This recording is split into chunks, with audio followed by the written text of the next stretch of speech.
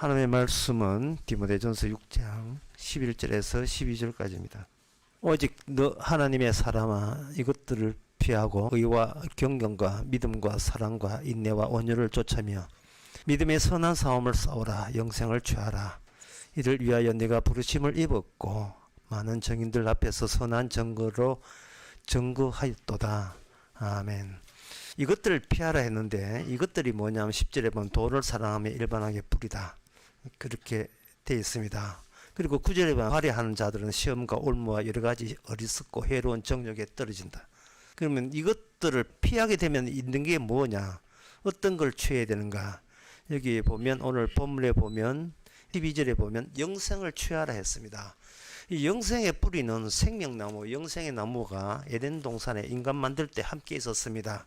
그런데 우리 조상 아담이 생명나무를 따먹을 수 없고 쫓겨난 처지에 있었습니다. 이 말은 아담뿐만 아니고 아담에 속해 있는 모든 후손들도 생명과 대치 관계에 있다. 생명을 따먹을 수 없는 요인으로서 이 땅에 살아가고 있습니다. 그러니까 이게 결국 이 말은 뭐냐 하면은 여기 11절에 오직 너 하나님의 사람에게만 이 말씀을 사도 바울이 이 말씀을 하는 겁니다. 하나님의 사람아. 사람의 사람이 아니죠. 하나님의 사람아. 너희께는 영생이 허락되어 있다. 그런 뜻입니다. 그러면 이 영생과 하나님께서 영생과 아담을 분리시켰잖아요. 그러면 이 땅에서 영생이 주어진다면 필히 그 영생은 우리가 선뜻 손 내밀 수 없는 그런 조건들이 발휘하는 그것이 바로 영생입니다. 야, 영생이다, 생명이다, 좋겠다, 얼른 손 가는 게 아니라 이미 우리 본성이, 내가 모르는 나의 본성이 영생과는 반대가 되는 성향을 보이고 있는 거예요. 보이고 있기 때문에 어떻게 영생에다가 손이 가지를 않습니다. 그러면 영생에 손이 가지 하면 어디 가느냐? 돈을 사랑하는 데 가겠죠. 이미 그 성경에서 이미 다 그걸 파악하고 있어요. 돈을 사랑하는 것이 일반화의 뿌리다. 하지만 너희 하나님의 사람아, 너희들은 그런 걸 취득하면 안 돼. 뭐냐? 너희는 영생을 취해야 돼. 이야기가 이렇게 전개됩니다. 그러면 이 영생을 하나님의 사람 같으면 영생을 취할 수 있다고 되어 있는데, 그러면 우리는 그러면 돈과 영생을 놓고 볼 때에 돈을 취하겠습니까? 영생을 취하겠습니까? 이게 내가 잘못이죠. 그거는. 그러면 이 말은 뭐냐 하면은 우리 조상부터가 이미 영생하고 거리가 먼 나로 인하여 살래 하는 그런 사람으로 출발했잖아요. 그러면 내 속을 다시 들여다봐요. 보게 되면 영생을 원하지 않는 내 속에 하나님의 사람아라는 주님의 목소리가 들어왔을 때 나와 싸우게 되는 거예요. 말씀이 나와 싸우는 겁니다. 나는 돈이 좋은데 그 하나님의 말씀은 너는 영생을 취해야 될 사람으로서 내가 너에게 찾아왔다. 이 두 사이에서 치열한 대결이 진행되는 겁니다. 아담이 생명나무 있는 곳에 근처도 가지 못하고 하나님께서 두루두는 화양음으로 차단시켜가지고 네가 생명 없이 네가 사는 꼴을 한번 봐야 된다. 꼭 보냈던 거예요. 그러면 생명 없이 사는 꼴이 뭐냐? 생명 같은 것보다 영생 이런 것보다도 더 우선되는 것으로 사는 것이 치당하고 당연한 걸 여기는 그 모습이 뭐냐? 우리 자신은 그 모습을 알 수가 없었는데 마태복음 4장에 예수님께서 우리 대신 우리가 어떤 식으로 살아가는 걸 보였습니다. 이 마태복음 4장에 보면 성령께서 예수님께서 악마와 만나게 해줬지요. 악마와 만나서 몇 가지 시험이 있습니다. 돌이 떡뜨게 하라, 뛰어내려라, 사람들이 너를 메시아로 따를 것이다. 그러면 네한테 유리하잖아. 세 번째가 뭐냐면 세상 권력을 다 줄 테니까 내하고 같이 협작하자. 이 세 거든요. 근데 이 세 가지는 뭐냐? 돈과 인기와 세상 권력, 이것은 결코 영생과 같이 플러스가 될 수 없다는 이야기를 하고 있는 거예요. 돈, 그리고 인기, 그 세상에 대한 출세와 성공, 이거는 영생과 나란히 할 수 없다는 것을 성경은 말하고 있습니다. 이 말은 우리가 이렇게 하라는 말이 아니라 내가 그런 형편의 처지에 놓여 있다고 이야기하는 거예요. 마태복음 10장에 보게 되면 이런 말씀 나옵니다. 12절에 누구든지 사람 앞에서 나를 시인하면 나도 하늘에 계신 내 아버지 앞에서 너를 시인할 것이요 누구든지 사람 앞에서 나를 부인하면 나도 하늘에 계신 내 아버지 앞에서 저를 부인하리라 이렇게 돼 있어요. 사람들이 예수님을 사람들 앞에서 저분 모른다 베드로가 한 것처럼 나 저분 저주한다 나 저분하고 상관없다 라고 하는 그 이유가 뭐냐 하는 거예요. 그 이유가 이 세상에서 마귀가 지배하는 이 지옥 같은 세상에서 인간은 이 예수님을 부끄러워하는 존재로 간주한다는 거예요. 그리고 이것이 타고났어요. 이거는 성질이 더러워서가 아니라 우리가 타고난 거예요. 예수님을 시인하지 않고 부인하고 예수님 저한테 가까이 오지 마세요. 밀쳐내는 것은 우리는 타고난 이 괴물의 속성입니다. 그 왜 그렇게 하느냐? 그래야 처음에 하나님의 조치, 영생이 있는 그곳과 네가 사는 곳과 완전히 차단되었다는 것을 계속해서 그것을 확인시키고 강조하는 하나님의 일관된 작업 때문에 그래요. 네 힘으로 영생을 따먹을 재주는 너에게 없다는 것을 굉장히 강조하는 겁니다. 그러면 예수님을 뭐 봐야 시인하고 말고 하지 예수님이 눈에 보였냐? 보이지도 않았잖아요. 우리는 이런 식으로 주님 앞에 반발할 수 있는데 로마서 1장에 보면 그 반발이 허사입니다. 그 반발이 통하지 않아요. 왜냐하면 로마서 1장 16절에 내가 복음을 부끄러워하지 않아하노니 되어 있어요. 우리 인간은 눈에 보이면 그 눈에 보이는 예수 앞에 예수님 잘못되었습니다. 시인합니다. 예수님 이제 우리 구세주라고 끔뻑 죽어가면서 뭐 이렇게 겸손한 척해요. 근데 지금 예수님이 눈에 안 보이는 입장에서 내가 예수님 앞에 시인할 존재인지 안 그래 부인할 존재인지 내가 파악이 안 된다 이 말이거든요. 거기에 대해서 주님께서는 사도 바울을 통해서 복음을 이야기한 거예요. 복음을 부끄러워하지 않는 사람은 예수님을 자랑스럽게 여길 것이고 복음을 부끄러워하는 자는 예수님 만나도 예수님을 거절할 사람이기 때문에 미리 주어진 복음을 부끄럽게 한다는 겁니다. 눈에 보이지 않는 복음, 다만 그 의미와 내용으로 주어지는 그 복음에 대해서 사도 바울은 부끄러워하지 않는다는 거예요. 이 말은 복음 안에 부끄러워하는 요소가 모든 인간에게 부끄러운 요소가 들어있다는 겁니다. 그게 뭐냐? 복음은 우리의 실패를 이야기하기 때문에 그런 거예요. 돈 없어, 인기 없어, 세상 권리가 없어. 이만큼은 더 완벽한 실패가 어디 있습니까? 누가 함부로 복음을 받아들여요? 수치스러워서 못 받아들여요. 내가 왜 남들처럼 되는 게 왜 내가 부끄러워지는가? 오히려 우리는 화를 내게 돼 있어요. 오디푸스라는 신화가 있는데 그 신화는 예언을 통해서 예언이 어떻게 구성되고 성취되는 걸 보여줍니다. 아버지한테 예언이 주어졌는데 그 예언은 아들이 너를 공격할 것이다. 그 왕이거든요. 그 아버지가 왕인데 왕에게 어떤 예언이 말하기를 아들이 당신의 왕의 자리를 탈취하고 당신을 죽일 겁니다 라고 예언하니까 그 예언을 듣고 예언을 피하기 위해서 아들을 쫓아냈는데 그 피하는 방식이 예언을 성취시키는 방식이었습니다. 하나님의 말씀을 피해도 성취고 지켜 성취해요. 예언을 하나님의 말씀을 지키는 것도 말씀이 위반이고 그걸 안 지키는 것도 말씀이 위반이에요. 우리의 처지가 이런 처지입니다. 따라서 영생은 뭐냐? 아담과 생명나무를 차단시키던 창세기 3장의 그 이야기에서 다시 여기서 생명나무 영생을 끄집어내는 것은 우리를 정죄하기 위한 용도입니다. 율법적 기능과 마찬가지예요. 네 영생 원치 않았잖아. 이거예요. 아니 무슨 말입니까? 저 영생 좋아해요. 영원히 천국 가고 싶어요. 그러면 네가 이 땅에 실패자일 것을 네가 부끄러워하지 않을 용어가 되어 있느냐? 이래 묻는 거예요. 영생명나무는 인간과 경유된 채 하나님께서 의도적으로 생명나무 있는 곳과 인간 있는 곳을 떼놓았습니다. 그 떼놓았던 그 구조 있잖아요. 그 구조가 나야 생명도 같이 살아나고 영생도 살아나는 거예요. 그 구조가.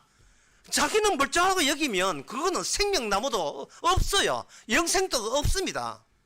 생명나무가 생명나무답게 되는 것은 일종의 인간이 범했다는 사실과 엮여서 생명나무의 가치를 유효한 거예요. 그 가치가 피어나는 겁니다.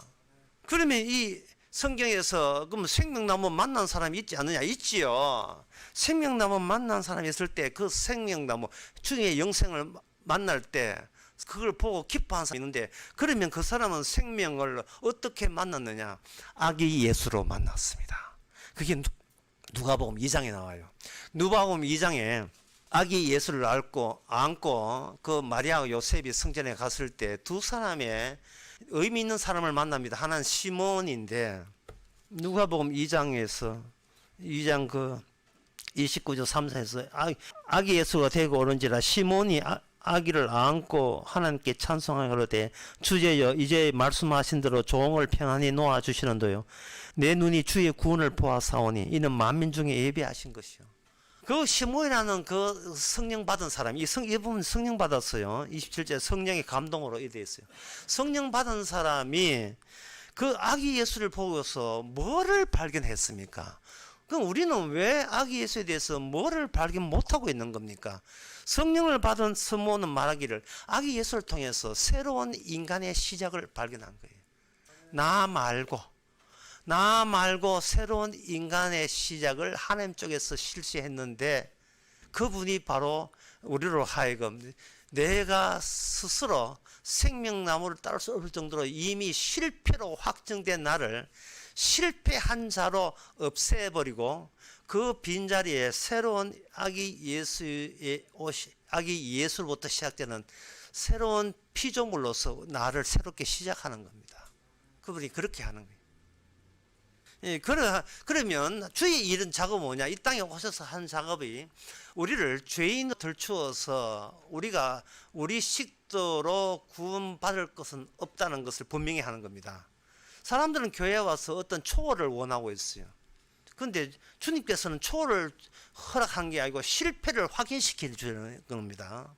인간의 실패를 함으로써 구원의 실패를 함으로써 자기가 할 도리는 실패로 끝났음을 확정짓는 일을 하는 거예요. 그게 바로 영생이 하는 정죄용 기능을 발휘하는 거예요. 너는 처음부터 끝까지 영생 받을 자격이 없다는 것을 누누이 새기고 또 새기고 말씀을 통해 또 새겨주는 거예요. 그거는 베드로가 나를 배신했고 가룟 유다가 나를 팔아먹었고 사람들의 그 대다수의 의견 일치로 이 하나님을 이 아기 예수로 자랐던 어른 예수님을 살해했잖아요. 십자가 못 박아 죽였잖아요. 그걸 통해서 인간인 본인이 모르는 본인의 실체를 십자가를 통해서 발견하게 하시는 거예요. 안 돼. 이게 안 되는 거예요. 되지를 않는 거예요.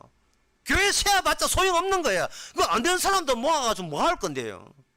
영생을 추구한다고요. 좋아하면서요. 권력 좋아하면서 인기 좋아하면서요. 이게 플러스가 안 돼요. 그래서 주님께서 이러한 원칙을 구약 때부터 해왔었습니다.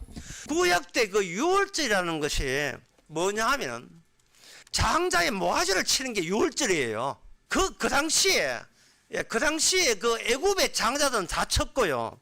그러면 히브리인들을 장자를 안 쳤잖아. 쳤어요. 히브리 장자들, 그 이스라엘 될 장자도 쳐버렸습니다. 그게 어디에 나오냐면 출애굽기 13장 1절에 나옵니다. 여호와께서 모세에게 일러사되 이스라엘 자손 중에서 사람이나 짐승이나 물은 하고 초태생 다 그렇게 구별하여 내게 돌리라. 너희 집안에 장자 있지? 장자 내게 돌리는 겁니다. 그러면 그 집안에 히브리 집안에 장자 없어요.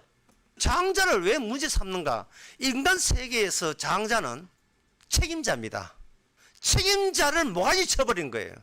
책임자를 모가지 치고 그 빈자리에 아기 예수를 접합시키는 방법을 하나님이 사용하는 거예요. 모가지 침이 있어줘야 접합이 가능해요. 재벌집의 막내 아들은 책임자가 아니에요. 그러나 가난한 집의 아들은 책임자예요.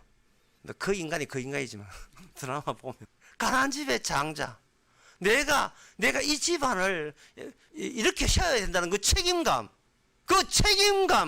책임감으로 인간은 자기 의로움과 어떤 책임감인데 그 책임에 어떤 목표가 있는데 그게 바로 세상의 부귀영화와 성공이다 이 말이죠. 시므온과 이 안나라는 이 두 사람 누가복음 2장에서 아기 예수를 알아요.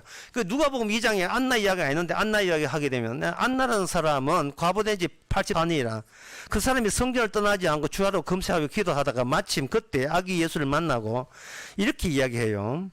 예루살렘의 구속됨을 바라는 모든 사람에게 이 아기에 대하여 아기에 대해서 아기예요. 갓난아기란 뭔 뜻이냐? 몸이 태어났다는 말도 맞지만 이스라엘에서 아기에서 태어난 거예요. 그러면 그 산모는 아기 예수를 버리면 안 돼요. 그건 나쁜 여자예요. 여러분, 유월절 날 여자는 안 쳤습니다. 남자를 치는 이유가 남자하고 여자하고 하나님께 창조할 때 달리 만들었습니다. 우선 여자부터 보게 되면 여러분 디모데전서 2장 15절 나와요. 여자는 해산함으로 구원받는다 되어 있어요. 여자는 해산함으로 구원받는다. 이게 뭐냐 하면은 여자는 이겁니다. 내가 아기 몸에서 아기를 만들 수 있는, 아기를 만들고 키울 수 있는 책임자라면 언제든지 나는 허물의 용의가 되어 있는 게 여자예요. 내 인생을 책임질 수 있는, 나와 내 자식을 키우는, 양육하는데 모든 보탬이 되고 힘이 될 수 있는 남자라면 난 언제까지 나 자체를 해체할 용의가 되어 있는 겁니다. 그게 여자예요. 그래서 여자가 노는 건 괜찮은데 아내로 맞이할 때는 남자는 감점당해요. 추첨하는 거예요. 이거 잘못 거기다 물리면 도사기한테 물리면 내 인생 조진다는 생각. 거기다가 아까지 나오면 내 인생 끝났다 이래 보는 거예요. 이게 뭐냐? 남자가 갖고 있는 책임감이에요. 책임감. 그 책임감을 모가지 친다니까요. 하나님께서.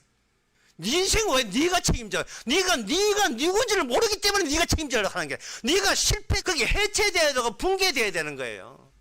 물론 여자가 잘했다는 말은 아닙니다. 여자가 나중에 나이 들어도 자기 아버지 자랑해요. 왜냐하면 남편이 이런 남편이다. 너 남편만 잘나나 내가 남편은 내 남편이 그건 됐고, 그 다음에 추가해서 너 아버지 뭐 하시나? 우리 아버지 우리나라 두 번째 박사고, 거실이 200평이고 정원이 900평이다. 우리 아버지 첫 번째 재무부 장관 했다. 김혜자 이야기입니다.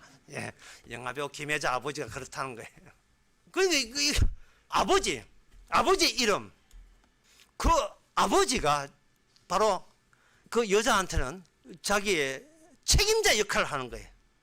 그래서 이게 주님께서는 모든 것을 이렇게 인간을 허물을 필요가 있어요.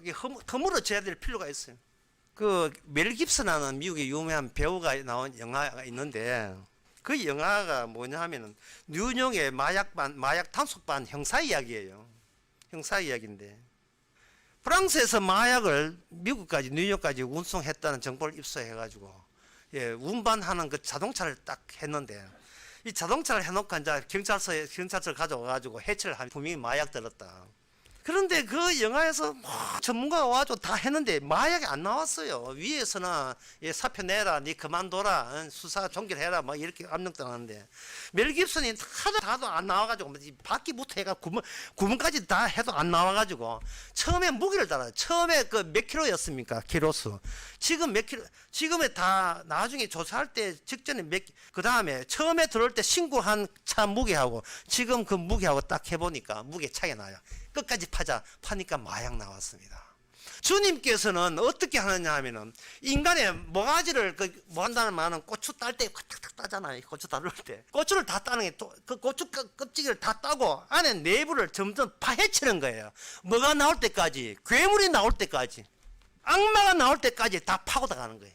우리 속에 마치 그 인형처럼 인형 속에 인형 들어있고 인형 속에 인형 들어있는 것처럼 마지막에 마약 나올 때까지 인간을 하여금 돈 좋아하고 인간을 권력 좋아하고 인기 좋아하는 그 괴물이 누구나 다 들어있으니까 그 있는 것을 다 파헤치는 그 작업을 주께서 하시는 거예요. 구약 때부터 그걸 했지요. 아브라함에게 그렇게 했거든요. 야곱에게 그렇게 했고, 이사에게 그렇게 했고요. 야곱에게 그렇게 했고요. 그 다음에 이스라엘에게 그렇게 했어요. 그들은 전부 다 하나님이 옴으로써 그들은 실패자 된 거예요. 하나님께서 네가 장차 많은 숫자를 논다 하니까 아브라함이 그 믿음이 없으니까 하나님이 주신 아들이 아니라 통해 자기 하라의 아들 낳으라 했는데 아내가 나이가 90이 넘어서 임신을 못한 걸 알고 임신이 가능한 하가를 통해서 아기를 낳았어요. 그게 뭐냐? 하나님에 의해서 주도되는 여정입니다. 그렇게 실패를 해야 뜯어내요. 이게 차를 해체해서 마약 나올 때까지 해체하듯이 주께서는 우리를 뜯어내는 거예요. 고마운 줄 아셔야 됩니다. 우리 자체를 전부 다 뜯어내서 내가 못한 내 안에 들어있는 건 내가 발견 못해요. 왜 교회에서 발견 못하는가? 교회는 내 자체의 균열을 덮는데 덮는데 해가지고 교회가 그렇게 활동이 많아요. 그게 덮어 채우는데 실패를 덮어주고 위로하는데 해요. 파에 하는 게 아니고 잘 될 거야 뭐 이런 식으로 계속 나가는 거예요. 아브라함과 이삭과 야곱과 그리고 이스라엘 그리고 그 다음에 모세도 마찬가지고 다윗도 마찬가지고 내가 어떤 방식으로 실패하는가의 변천을 보여주는 게 이스라엘 역사입니다. 모든 인간은 실패할 수밖에 없어서 본인의 힘으로 구원된다는 것은 넘볼 생각도 아직 천국은 생각하지도 말라고 분명히 하나님께서 알려주는 거예요. 그러면 그 중에 그 파헤치는 방법을 구체적으로 한번 보겠습니다. 요한복음 1장 47절에서 50 거기에 나다나엘이라는 사람이 나옵니다. 나다나엘이 그 무모 아래서 혼자서 홀로서 기도하고 있었는데 그때 먼저 예수님께서 나다나엘에게 먼저 이야기를 합니다. 예수께서 나다나엘에게 자기에게 오는 것을 보시고 그를 가리키되 보라 이는 참 이스라엘 사람이라. 굉장히 어려운 말이에요. 이스라엘 사람이라. 네가 이스라엘 사람이라는 게 참 어려운 말인데 이게 어느 정도 어려운가 이렇게 생각하시면 이게 어느 정도 어려운가를 또 아셔야 돼요. 이게 뭐냐 하면은 보통 사람이 10명 있으면 카운터 보면 1, 2, 3, 4, 5, 6, 10 이렇게 카운터가 되거든요. 1, 2, 3 1은 2가 아니고 2는 3이 아니니까 3사람이 있으니까 3이고 4사람이 있으면 4가 된다 이 말이죠. 이게 인간이 자기를 1로 쳤을 때 나오는 카운터 방식이에요. 나 1, 너 2, 그 다음 1이에요. 그런데 주님께서는 나다나엘을 보고 참 이스라엘 사람이라고 이야기한 것은 주님께서 카운트하면 1, 2, 3, 4가 아니라 1, 1, 1이 돼요.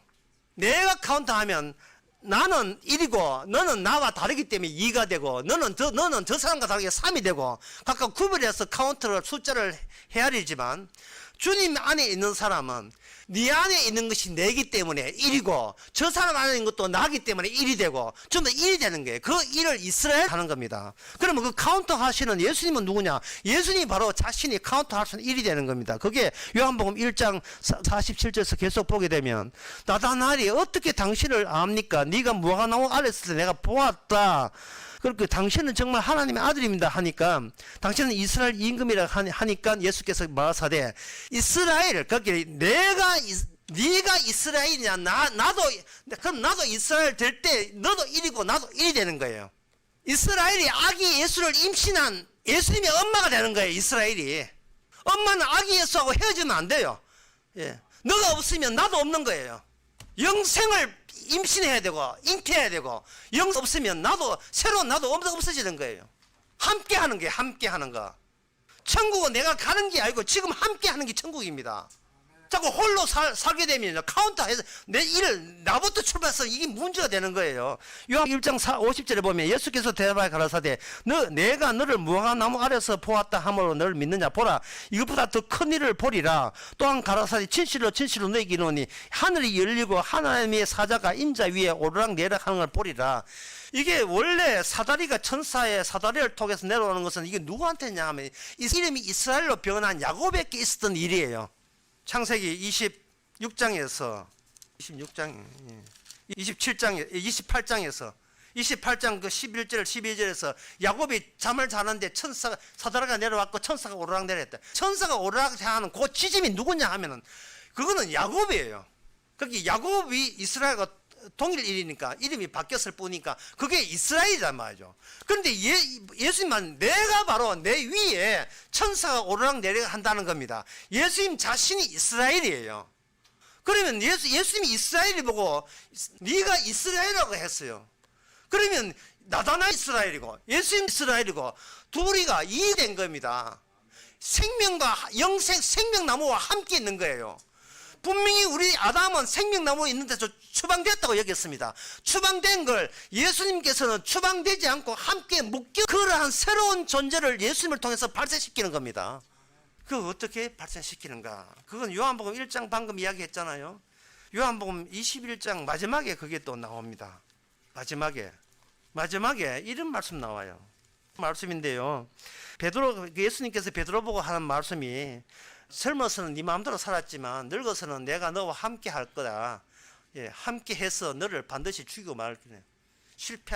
주께서 함께 하셔서 네가 원치 않는 죽음으로 내가 몰아세울 거야 라고 이야기했습니다. 그 이야기 듣던 베드로 기분 굉장히 안 좋았어요. 예수님 믿는 것도 실패했고 예수 믿고 난 뒤에도 또 실패하고 이러도 실패 저러도 실패니까 그럼 나의 성공은 어디서 찾습니까? 뭐 이런 마음이 들겠죠.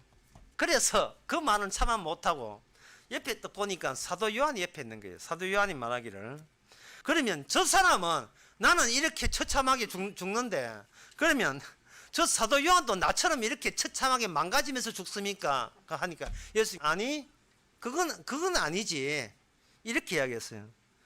이에 베드로가 그를 보고 예수께 여쭤요. 주여 이 사람은 어떻게 되겠습니까? 사도 요한입니다. 이 사람은 어떻게 되겠습니까? 예수께서 가라되 내가 올 때까지 그를 머무르고자 할지라도 내게 상관이냐. 예? 예수님은 베드로를 하나 이스라엘로 보는 거예요. 그러면 베드로도 예수님 안에 들어있고 다시 말해서 베드로가 베드로의 하는 일을 통해서 예수님이 어떻게 이 땅에 살았는가를 보여주는 하나의 모자이크 타일의 한 일부를 보여준다면 사도 요한은 너같이 똑같은 타일을 필요가 없네. 타일의 무늬, 그 그림일 무늬가 필요 없어요. 사도 요한은 다른 방식으로 예수님이 이 땅에 어떻게 해서 어떻게 자기 사람을 건졌는데 성공했는가를 보여주는 기능을 보여주면 돼요. 그래서 사도 요한은 뭐냐?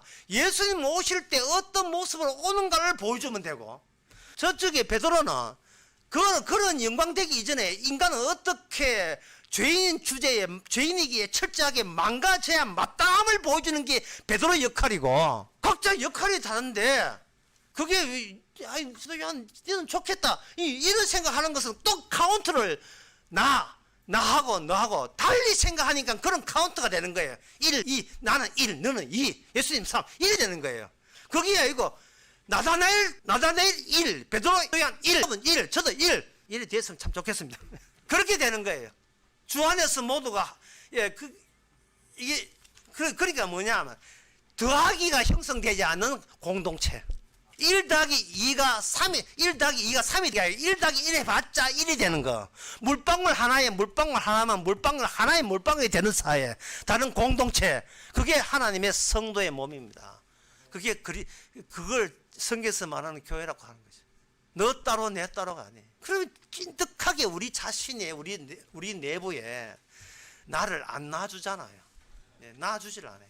끝까지 나를 붙잡고 있죠. 그러면 주께서 하신 일은 뭐냐? 나를 붙잡고 성공해야 돼. 너는 실패하면 안 돼. 너는 사람에게 대우받아야 하는 그것을 주께서 오셔서 그걸 박살내버려요. 죽이죠. 여러분들이 그 펌프로 되어 있는 바디워시가 다 섰다. 그럴 때는 이거는 그 생활의 팁입니다. 어떻게 할 때는 보통 이걸 이제 다 섰으니까 거꾸로 해서 이렇게 하면 되는데 이게 병마 같으면 거꾸로 하면 이렇게 뽑아내면 되는데 흘러내려서 이게 펌프 할 때는요 이게 펌프 사이 다 세가지고 바닥에 찐득찐득 이래 돼요. 예, 이럴 때는 어떻게 하느냐 하면은 펌프 그 구멍을 열고 물을 부어요. 물을 부게 되면 다음에 다 섰다고 한 데서 약간은 희석되어 있지만 펌프질을 하면 돼요. 물에 섞여서 여전히 그게 이제 비누성에 다 있어요. 주님께서는 이 땅에서 어떻게 하냐 하면은 우리는 끝났거든요. 끝난 데다가 예수님의 피를 섞어가지고 갖다 해버리면 이게 펌프질하면 우리의 죄와 이미 망해버린 우리의 죄와 그 망했던 것을 용서한 예수님의 피가 같이 섞여서 나오는 그 마당을 오늘 그걸 위해서 우리를 이 세상에 지옥 같은 세상에 현실을 살게 하시는 겁니다. 실패하면 예수님의 피가 점점 더 고마워지고 감사해지는 거예요. 주께서는 우리가 알지 못하는 새로운 사태가 계속 나오는 거예요. 우리가 알지 못하는. 그러면 이 현실이라는 것을 한꺼번에 알아야 되겠죠. 자, 사도 요한이 여기서 아까 요한복음에서 21장에서 내가 올 때까지 그를 머물러가 할지라도 무슨 상관이냐 할 때 과연 사도 요한이 예수님 재림하실 때까지 가장 살아있는가 사람들은 그게 궁금해 하는데 그 궁금증을 요한계시록 1장에 풀어줍니다. 사도 요한이 과연 예수님을 재림 때까지 그만큼 오래 살았는가? 오래 살았어요. 물론 재림은 아니지만 오래 살았어요. 오래 살았는데 오래 살아서 사도 요한이 만났던 그 날이 있어요. 그 날이 주의 날입니다. 주의 날은 일요일 아닙니다. 일요일은 교회가 지마다 정한 거고요. 주의 날은 예수님이 영광스럽게 나타난 그 날이 주의 날이에요. 요한계시록 1장 10절에 보면 주의 날에 내가 성령을, 요한계시록입니다, 성령을 감동하여 내 뒤에 나팔 소리 같은 게 있어가지고 돌아보니까 거기에 인자 같은 분이, 인자인 줄 알았어요. 예, 인자 아는데 그 인자가 어떻게 달라지는가 한번 보세요. 13절에 요한계시록 1장 13절. 촛대 사이에 인자 같은 이가 발에 끌리는 옷을 입고 가슴에 금띠를 띠고 그 머리와 털의 힐기가 흰 양털 같고 눈 같으며 그의 눈은 불꽃 같고 그의 발은 풀 위에 난 단련한 빛난 주석 같고 그의 음성은 많은 물소리 같으며 그의 오른손에 7 별이 있고 그 입에는 좌우에 날성금이 나오고 그 얼굴은 해가 힘차게 비치는 것처럼 같더라. 이거는 사도 요한이 같이 3일 동안 있으면서 생각도 못했던 인자의 모습이었습니다. 영광스러운 모습이었어요. 그 모습 앞에서 사도 요한은 엎드려서 죽은 자 같이 되었다고 17절에 나옵니다. 이건 뭐냐? 여기서 중요한 것은 죽은 자 같이 되었다는 거예요. 사도 요한은 분명히 자기가 사도예요. 사도인데 주님께서는 그 사도성을, 그 성은 남기고 사도가 여기는 사도 요한의 자아를 없애버린 거예요. 죽은 자 같이 된 거예요. 그래서 그 다음부터 나오는 요한계시록 내용은 뭐냐? 창조했던 그의 역수입니다. 7일 만에 창조했잖아요. 그걸 부수는데, 그걸 해체하고 붕괴하는데 7인, 7나팔, 7대절 7의 숫자로 끌어 뒤집어서 펌프질해서 다 뭉개버려요. 마지막 남는 것은 바로 혼돈입니다. 창세기 1장 1절에 혼돈이 있는 그 혼돈, 어두움의 혼돈, 그걸로 되돌려버려요. 모든 것이 다 무너지는 거예요. 와르륵 다 무너지는 거예요. 여러분이 개발지역에 저건축할 때 봉청동 이런데, 서울의 봉청동이나 사당동 언덕에 보면 그 옛날 지방서 올라온 사람들, 또 피난민들 했던 허름한 판자촌 있었거든요. 그걸 이제 시의 정책에 의해서 그걸 다 허물어 버립니다. 허물으면 그 현장을 여러분 한번 가보세요.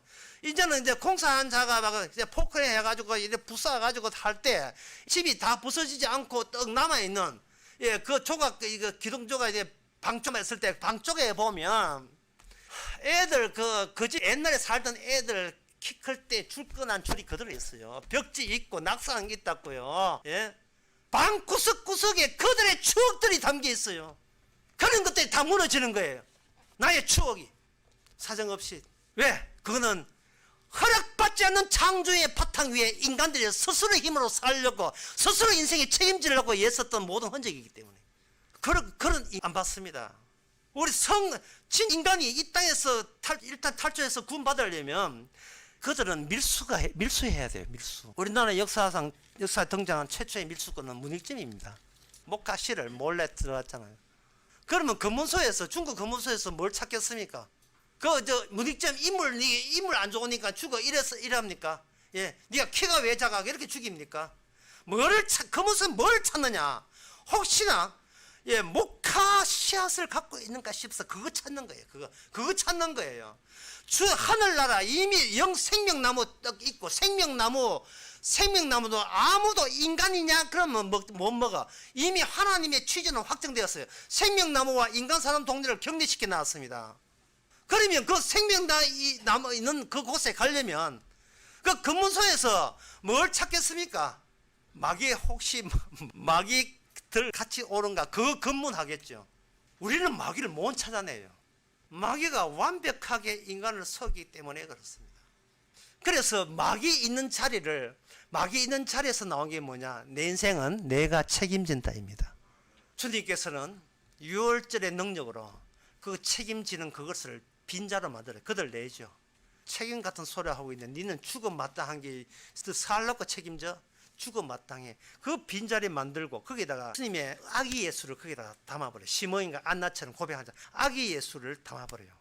왜 성인 예수가 있냐? 아기 예수 해야 아기 예수가 저절로 커가면서 우리가 하지 못한 거 다 하시기 때문에 아기 예수는 이미 시작된 걸로 이미 종기를 놨어요. 십자가까지 다 지실 거니까요. 아기 예수가 있으면 하늘나라에서 이번은 뭘 찾는가? 우리 속에 아기 예수 있는 거 찾습니다. 아기 예수. 인물이 얼마냐, 교회 몇 년 봉사했냐, 그거 뭐 찾지는 않아요. 네가 평소에 이 땅에 살면서, 지옥 같은 세상에 살면서 아기 예수 때문에 함께 감사하고 기뻐했는가를 찾아요. 그러면 그 아기 예수의 구조가, 특히 아기 예수 십자지시잖아요. 그 십자가를 찾는 거예요. 복음은 십자가니까 십자가를 부끄러워하지 않는 게 있는가를 찾는 겁니다. 그러면 십자가가 들어있는 사람은 어떻게 살아가는가? 주께서 손댄 사람, 하나님의 사람, 영생을 이미 취득한 사람, 그 영생을 이미 취득한 사람은 어떻게 살아가는가? 그게 이제 오늘 본문에 하면 경건이고, 그게 믿음인데요. 그게 부르심을 입은 사람이고, 그것이 영생을 취한 사람이고, 그게 인내와 온유거든요. 내가 책임질 게 없어요. 내 안에 함께 계신 분이 책임져서 주님 가신 거기를 가게 하시는데, 새로운, 나는 뭐하지 나가갖고 새로운 분이 내 목 윗분이 돼가지고 그분이 나다나에라, 예, 베드로야, 사도 아무개, 네 안에 내 있다. 네 안에 이스라엘, 나도 이스라엘, 너도 이스라엘, 우리도 같이 하나가 된 거야 라고 이야기하면서 이끄시는, 그게 바로 온유와 인내와 경건이고, 그게 영생을 취하는 겁니다. 그러면 영생을 취할 때에, 그러면 우리는 이 땅에서 어떤 식으로 살아가게 되는가? 고린도전서 7장에 보면 나옵니다. 7장에, 네, 졸지 마세요. 이런 이제 습기 차고 이럴 때는 졸기 쉬운데, 예, 따뜻하고 할 때는. 예, 29절에 형제들아, 내가 이 말 하는 때가 단축하여 진거로 이후부터는 안에 있는 자는 없는 자 같이 하고, 우는 자는 울지 않는 자 같이 하고, 기쁜 자들은 기쁘지 않는 자 같이 하며, 매매하는 자는 없는 자 같이 하며, 세상을 쓰는 자는 다 쓰지 못한 자 같이 하라. 여기에 29절 3절을 하면서 반복돼서 나오는 그 단어가 있어요. 무뭐 하는 거나 as if, 뭐뭐 하는 것처럼 하라. 그러니까 성도가 어떻게 하느냐 하면은, 성도는 불신자처럼 살아가는 거예요. 이게 신자기 때문에 불신자처럼이 돼요. 그 하나님의 성령이 임하지 않으면 불신자처럼이 안 돼요. 성령이 임하기 때문에 신자는 불신자처럼이 되는 겁니다. 왜냐하면 그래야 나는 생명을 못 담은 그런 모습이고, 아기 예수가 내 대신 모든 것을 다 해주셨다는 그 구조 자체가 살아있어요.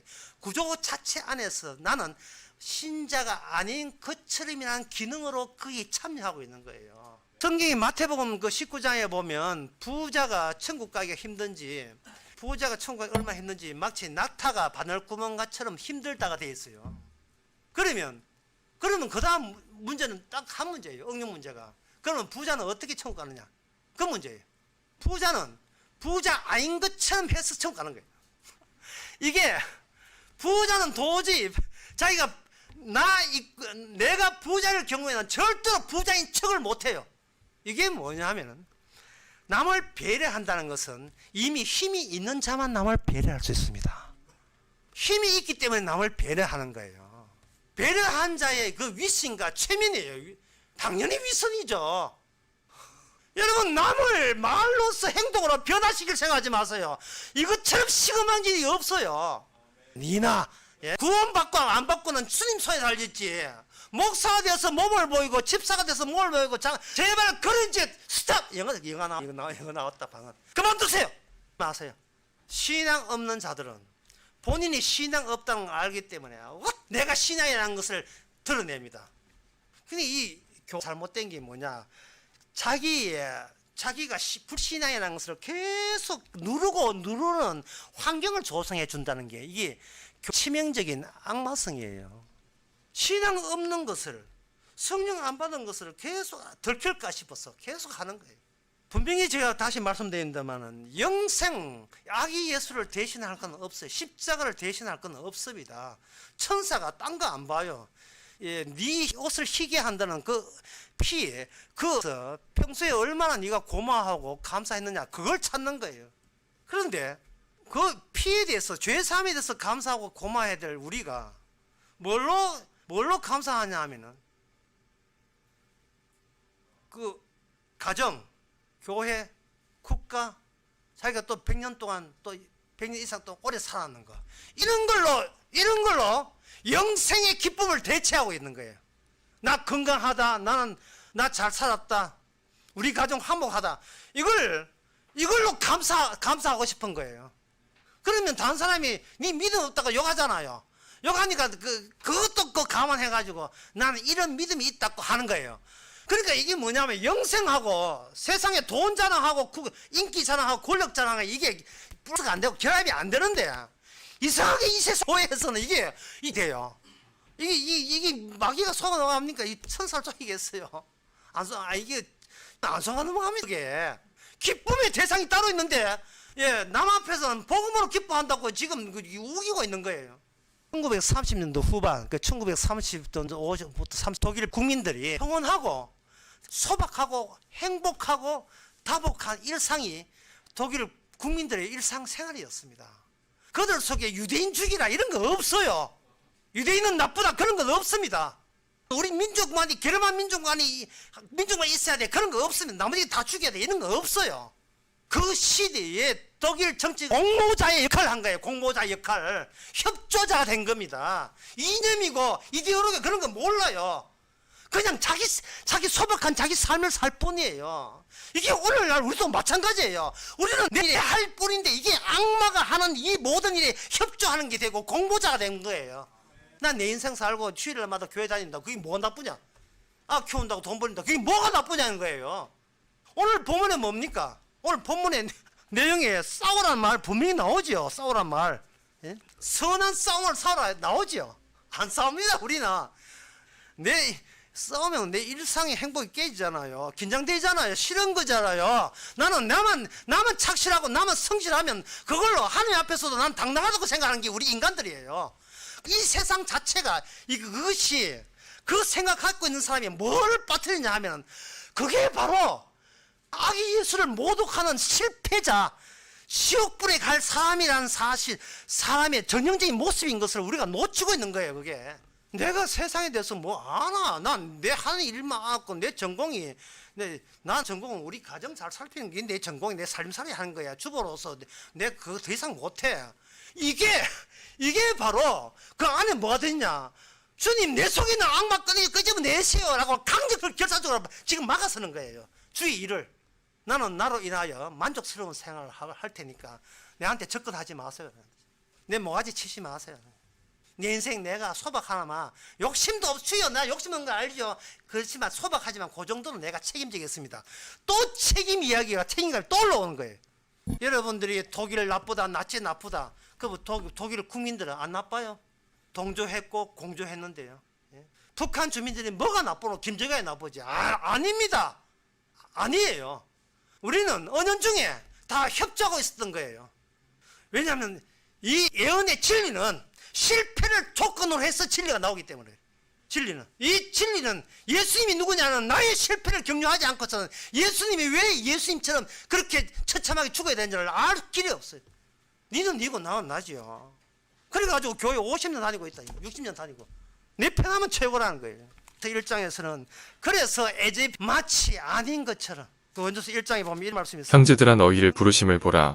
육체를 따라 지혜로운 자가 많지 아니하며 능한 자가 많지 아니하며 문벌 좋은 자가 많지 아니하도다. 27 그러나 하나님께서 세상의 미련한 것들을 택하사 지혜 있는 자를 부끄럽게 하시고 우리는 이 말 들으면 우리는 굉장히 이상해요. 누구나 지혜롭고 싶어요. 우리는 문물 있고 싶어요. 여기 뭐 하나님께 세상에 천한 것들과 멸시받는 것들을 택하사 있는 것들을 폐하라 하시고 우리는 주님의 이러한 작업에 끼들기 싫어요. 나는 천한 자를 자체가 되기 싫고 멸시받는 자 자체가 되기 싫고 나는 없는 사람 되기는 죽기보다 더 싫은 거예요. 그래서 우리는 신앙에 실패했음을 받아들여야 돼요. 이걸 가지고 세자로 신앙이라 하는 겁니다. 이걸 가지고 성령 받은 사람이라고 하는 거예요. 이게 바로 하나님의 백성입니다. 저는 이 세상 이제 끝으로 이 말씀 드리고 마치겠습니다. 이 세상의 인간의 실상에 대해서 너무나 압축해서 잘 묘사한 좀 항상 마지막에 또 유행가 가사 나오는 시점 아닙니까? 그 유행가 가사에 보면 이 세상을 압축해서 보여준 그 가사가 있어요. 나 하나의 모습으로 태어나 해주는 노를 요 기절 저는 세상을 이렇게 잘 묘사돼. 성경에 보니까 나는 한 죄인으로 태어나 누워 이 세상에 누워 나는 저 멀리 관계없 저 멀리 초를 노리면서 생명 나올 바라본다. 바라보면 뭐합니까? 가지도 못할 거야. 그래서 그 가사를 계속 보게 되면 저 바다에 나 하나의 모습으로 태어나 바다에 누워 저 해저문 노를 바라본다. 그 자기로부터 해서 자기로 마감되는 거예요. 그 다음에 가사가 저 바다에 누워 외로운 물새 될까? 이게 지 소원이에요. 세상 다 키쳤다 이 말이거든요. 여기서 노래 부를 때 저 바다에 누워 하면 안 돼. 이게 앞에 씌어서요. 바자 씌어서요. 누워 외로운 물새 될까? 아무도 안 알아주고 안 알아준다고 젊을 철을 보내다가 나중에는 자포자기 안 알아줘도 돼. 나도 살래. 내 인생은 내가 책임질래. 그거 러시아 인형 제일 안쪽에 있는 악마입니다. 나 책임질래. 이거 여러분 발견했으면 여러분 걱정하지 마세요. 생명나무 가는 길 통과합니다. 천사가 바로 주께서 이건 주께서 알려줘야만 아는 거예요.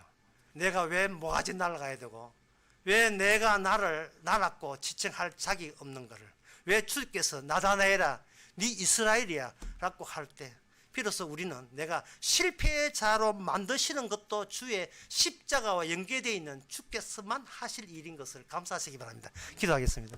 하나님 아버지, 자기 책임 못해서 환장해서 남들 앞에 들킬까 봐 있어서 꼬깃꼬깃 숨어 기대가는 우리의 모습, 그 모습 속에서 비로소 몰랐던 십자가에 피 흘린 이유를 알게 하여 주시옵소서. 예수님의 이름으로 기도합나이다.